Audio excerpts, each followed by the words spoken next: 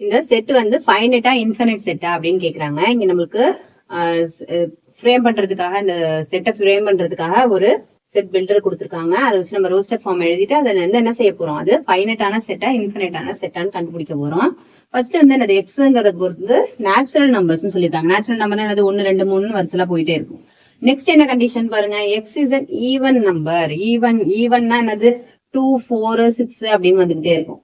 அந்த ஈவன்லயே என்னது பிரைம் நம்பர்னு சொல்லியிருக்காங்க. பிரைம் நம்பர்ஸ்னா என்னது அந்த நம்பராலையும் ஒன்னாலையும் மட்டும் டிவைட் ஆகுறது, அதுவும் ஈவன் நம்பர். ஈவன் நம்பருங்கிறதுல இது ரெண்டு அப்படிங்கிறது மட்டும் தான் என்னது பிரைம் நம்பரே. ஓகேவா, மீதி எந்த ஈவன் நம்பர்ஸுமே என்னது அது வந்து 2 டிவைட் ஆயிடும் இல்லையா கம்பல்சரியா, அப்ப அது பிரைம் நம்பரா இருக்க முடியாது.